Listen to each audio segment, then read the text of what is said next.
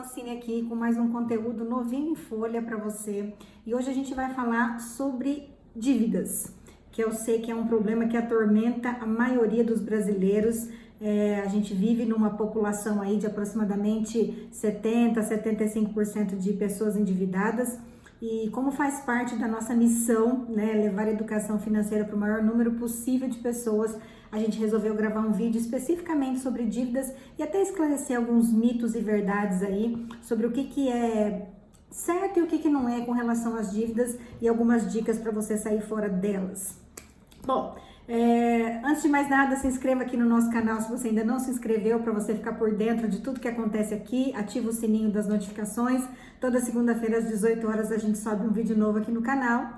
Para quem perdeu, né, a gente tem aqui o nosso curso de finanças pessoais, onde a gente ensina, né, algumas dicas bem legais aí de como que você consegue sair fora das suas dívidas. E para quem nunca guardou dinheiro, você consegue fazer uma reserva de R$ 1.000 assistindo o nosso curso. Fica a dica.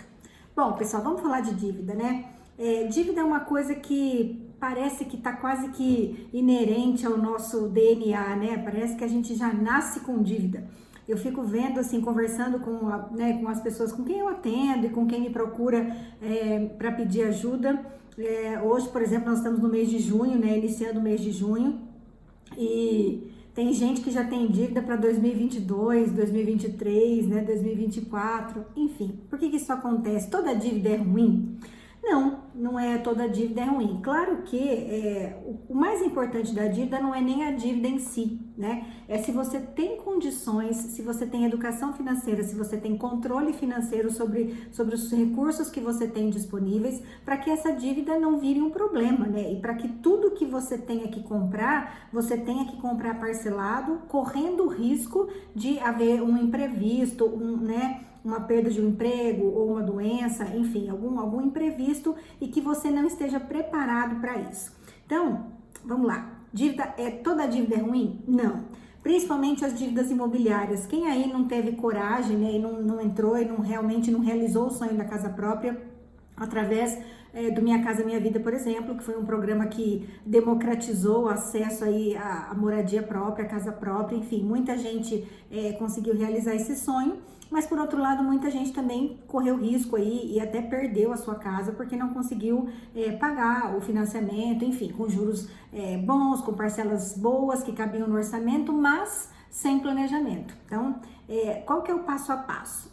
Se você tiver que fazer uma dívida, seja ela qual for, qual que é o mais importante? O mais importante é que você, antes de mais nada, tenha educação financeira, tenha controle sobre os seus gastos, anote tudo que entra, tudo que sai, né? E quando você for assumir qualquer dívida, a gente até ensina isso no nosso curso, faça um orçamento, né? Olhe lá nas despesas que você já tem assumidas para os próximos meses e veja se aquela despesa cabe ainda nos meses futuros, né? E antes de mais nada também tenha a reserva de emergência. Porque o que acontece? A gente precisa ter uma reserva para que a gente consiga ter condição de atender um imprevisto, né? Resolver um imprevisto. A gente nunca sabe o que pode acontecer, a gente não consegue dominar todos os acontecimentos da nossa vida, infelizmente ou felizmente, sei lá.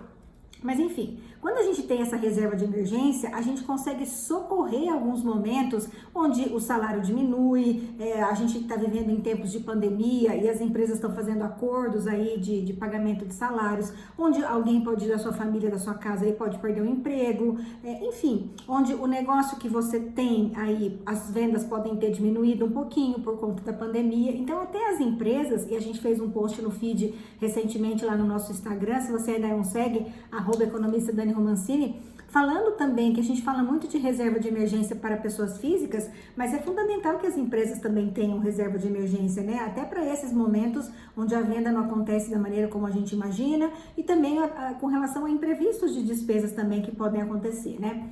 Enfim, bom, então planejamento financeiro, trabalhar com orçamento, planejar os gastos futuros, principalmente se esses gastos futuros envolver algum tipo de financiamento, principalmente carro, por exemplo. Olha, eu quero trocar meu carro. Nada contra você trocar seu carro, mas faça um planejamento de qual é o impacto que esse financiamento desse veículo vai trazer aí para o orçamento da sua casa, e aí você analisa mês a mês se você vai conseguir pagar a parcela e todos os outros custos que vêm junto com a compra de um carro. tá? Bom, agora eu vou desmistificar ou não aqui para vocês 10 mitos e verdades sobre dívidas, tá? Eu preparei um conteúdinho aqui para vocês, para tirar algumas dúvidas que talvez você tenha e talvez, né, fica sempre aquela confusão aí se é ou se não é. Pessoal, com relação a herdar dívidas, né? Vamos supor assim, olha, eu tenho uma dívida e se eu morrer, os meus filhos assumem essa dívida, né? O que acontece?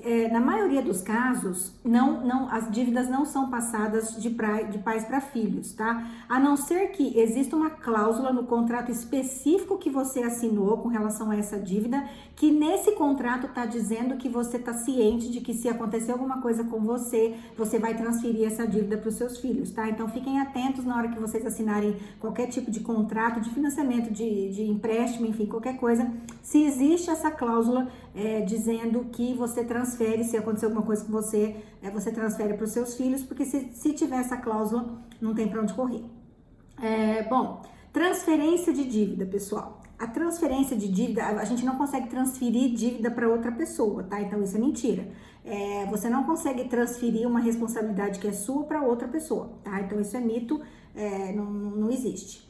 Tem prazo para o meu nome sair do Serasa, pessoal? Sim, verdade, tem um prazo. O nome do devedor, ele fica no Serasa por um prazo de 5 anos, né? Então, você fica negativado, né, com o Serasa durante 5 anos. Após esses 5 anos, não quer dizer que você não precisa pagar sua dívida, tá? Sua dívida não sumiu, né? Ela sumiu do Serasa, mas você continua devendo aí para o seu credor, para a empresa, enfim, para a prestadora de serviço, para o fornecedor. E aí você tem que fazer esse acerto diretamente com esse fornecedor, caso você queira realmente quitar todas as suas dívidas, tá? Então, realmente tem um prazo para o seu nome sair do Serasa. Outra dúvida, se o banco pode vender a minha dívida, pessoal. Verdade, o banco pode vender a sua dívida para outras instituições de crédito, de cobrança, escritórios de advocacia, por exemplo, se for o caso de serem tomadas medidas judiciais para recebimento dessa dívida. Então, sim, o banco pode vender a dívida que tem com você para outras empresas aí específicas, especialistas em recuperação de crédito, tá? Outro item. Escolas e faculdades podem recusar a minha rematrícula. Verdade, pessoal. Se você estiver devendo, as escolas ou faculdades podem se recusar a fazer a sua rematrícula, né, no próximo ano, no próximo semestre. O que elas não podem é impedir você de assistir às aulas ou causar algum tipo de constrangimento para você mediante outras pessoas, público, né, que te deixem numa situação constrangida. Mas sim, elas podem recusar de fazer a rematrícula anual ou semestral. Outro item. Com nome sujo, nunca vou conseguir um trabalho. Pessoal, é mito, mas o que acontece? A gente não consegue provar isso, né? Algumas empresas, no ato da contratação, do processo seletivo de funcionários, podem sim fazer uso dessa consulta do CPF para ver se existem algum tipo de pendências de dívidas no nome do candidato à vaga, né? O que elas não podem é deixar claro que não escolheram aquele candidato por conta da dívida que existia no CPF dele, tá? Isso é uma questão discriminatória, passível de ser contestada. Mas aí fica a dúvida, né? A empresa também não vai dizer que não te contratou por conta do seu nome sujo. Então, infelizmente, a gente não vai conseguir saber por que você foi contratado ou não foi contratado por conta e conseguir provar que foi por conta de você ter algum tipo de dívida no seu CPF, tá? Bom, um dia de atraso já negativa o seu nome. Não, mentira, isso é mito. As empresas têm um prazo aí, tem um trâmite para que isso aconteça. Isso varia muito, tá? Mas geralmente aí começa a partir de 15 dias o processo, né? Porque a empresa às vezes tenta negociar, principalmente nos dias que a gente está vivendo, né? As empresas estão um pouquinho mais flexíveis com relação a essa questão de recebimentos, estão evitando até protestar e negativar o nome dos clientes, estão tentando fazer acordos para receber, porque a gente entende assim que judicialmente tudo fica muito mais difícil, né? Protestar, negativar. Então, assim, a gente está acompanhando, pelo menos na prática, o prazo para esse trâmite aí de negativação e de protesto e até de ações judiciais está demorando um pouquinho mais para acontecer. Bom, outro item, tem como limpar o nome sem pagar a dívida? Ah, pessoal, não inventaram essa fórmula mágica ainda não. Então, isso é mito. O único jeito de você limpar seu nome realmente é pagando a dívida. Como eu falei, o seu nome pode até sair do Serasa mediante uma negativação que você tenha no prazo de 5 anos, mas aquela sua dívida ela ainda existe com o credor, né? Assim funciona com bancos, com fornecedores, com cartão de crédito, enfim. Funciona assim, a negativação sai, mas a dívida permanece. E o banco pode bloquear a minha conta, tá? Assim, bloquear meramente o banco não pode, tá? O que acontece? O bloqueio, ele é feito sempre através de um processo judicial. Então, assim, se há um processo de cobrança que o seu fornecedor, que o seu credor entrou contra você para executar uma dívida que você tinha com ele, um dos meios de se receber essa dívida é a penhora, né, o bloqueio de valores na sua conta bancária, né? Então isso realmente pode acontecer, mas você consegue acompanhar toda a movimentação do processo. Então assim, é um pedido público, né? Então assim, são informações públicas que você consegue acessar, principalmente se você tiver advogado, se você tem conhecimento desse processo, você consegue identificar isso daí. Mas sim, é possível haver bloqueios de valores diretamente na conta corrente. E se você tem empréstimos ou financiamentos junto ao seu banco que são pagos mediante débito em conta, o banco ele vai debitando a conta mesmo, tipo assim, então ele dá preferência para aquele débito em relação a outros pagamentos que você queira fazer na sua conta, então ele dá preferência para debitar as parcelas que são dele, né, da instituição ali do banco, e pode acontecer de devolver cheque que foi emitido, de não pagar contas que foram programadas em débito automático, enfim, ele vai dar preferência para o débito das suas parcelas. Bom, pessoal, vamos fazer um resumão aqui para ver se a gente consegue clarear essa questão de dívida. Nem toda dívida é ruim, né? Então, se você tem uma dívida que ela foi planejada, que ela tá cabendo dentro do seu orçamento, que você tá pagando com tranquilidade aí com os recursos que você tem, que você negociou uma boa taxa de juros por conta desse financiamento, ok. Principalmente as dívidas de crédito imobiliário, como eu falei aqui. Então, se você é uma dívida que assim nem compensa você quitar, como a gente falou no nosso curso aí de finanças pessoais, a gente ensina você como quitar as suas dívidas, mas a gente deixa muito claro que não é interessante, se você tem um financiamento imobiliário, não é interessante que você quite esse financiamento, enfim. O mais interessante é que você mantenha toda a sua dívida que você tem hoje sob controle e pense e planeje e trabalhe com projeção do seu fluxo de caixa. A gente ensina isso no curso também. Sobre quando e como e de que forma, né, você assumir novas dívidas para que as suas dívidas, para que os sonhos que você de repente está buscando realizar através dessa dívida aí não virem um pesadelo, né? Segundo ponto importantíssimo que a gente sempre fala aqui, a questão da organização financeira, manter essa anotação dos seus gastos, pensar bem se realmente é hora de você trocar de carro, se é hora de você construir, se é hora de você investir, enfim. Analisar com critério, com muito cuidado, todas as decisões que você for tomar, principalmente decisões que envolvam você pegar um recurso de terceiro. E por último, alguns mitos e verdades aí que a gente explicou sobre aquilo que pode e o que não pode o banco fazer, o nome sujo, enfim, qual que é o impacto disso, né, pessoal? Ninguém gosta de ter nome sujo, é uma situação constrangedora quando você chega numa loja e você precisa fazer um crédito, um cadastro, um crediário. Muitas empresas ainda trabalham dessa forma e você fica constrangida de passar o seu CPF ali porque você sabe que tem protestos ou que tem alguma coisa ali que desabone aquela empresa vender para você. Hoje em dia, confesso que as pessoas perderam um pouco de receio com relação a isso. Elas não estão se importando muito em ter o nome sujo.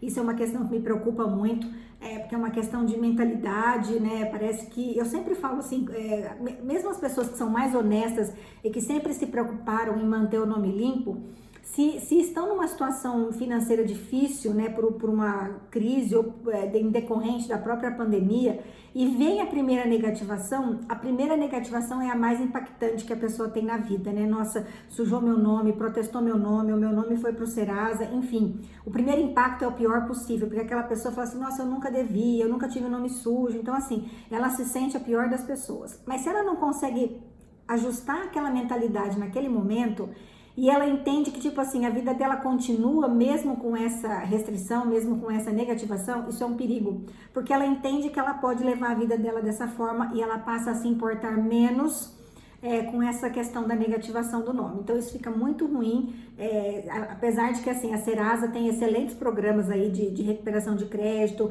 de acordos, de facilidade, você renegociar suas dívidas. Aqui no escritório a gente tem também uma equipe especializada em recuperação, em renegociação de dívidas. Porque tem muita gente que não tem conhecimento, que não tem habilidade, que não sabe quais são os direitos que tem na questão assim de uma possibilidade de renegociação de dívida. Então a gente tem todo um departamento jurídico aqui especializado para ajudar e para orientar, né, de que forma, se você está sendo lesado pela instituição financeira com relação a juros abusivos, enfim, toda essa estrutura, toda essa orientação para esse tipo de coisa, para esse tipo de assunto, a gente está apto aqui no escritório para dar, porque assim, a gente entende que ninguém gosta de ter dívida, né, é que nem todo mundo consegue achar o caminho sozinho para sair delas. E a gente está dando o caminho aqui para vocês, todos os nossos canais de atendimento estão à disposição para quem quiser tirar dúvidas. Nós temos o Dani Me Ajuda lá no nosso perfil do Instagram, tem o nosso WhatsApp lá, que em 15 minutos a gente tira suas dúvidas, te dá uma orientação ali para aquela dúvida que você tem no momento. Temos aqui os nossos vídeos no YouTube, tem todas as nossas dicas lá, os nossos posts no nosso perfil do Instagram. Então é isso. Mais uma vez, deixando bem claro que a gente está à disposição para a gente mudar a mentalidade das pessoas que têm dificuldade em organizar sua vida financeira. A mudança, ela acontece sempre de dentro para fora. Parece meio repetitivo, meio clichê falar isso, mas é a mais pura verdade, pessoal. Nós somos responsáveis por tudo que acontece na nossa vida. Então, se a gente tem dívida, foi a gente mesmo que criou essa dívida e a gente mesmo que tem que ter capacidade, criatividade e assim, foco, determinação e disciplina e perseverança para vocês conseguirem achar o caminho e sair fora disso. Então, mais uma vez, estamos à disposição para ajudar quem precisar aí de uma assessoria. Nós temos várias formas de atendimento e o que a gente mais quer é que todo mundo tenha consciência, né, de que mudar é necessário mudar para você ter essa organização financeira e que nem é tão difícil assim. Até mais!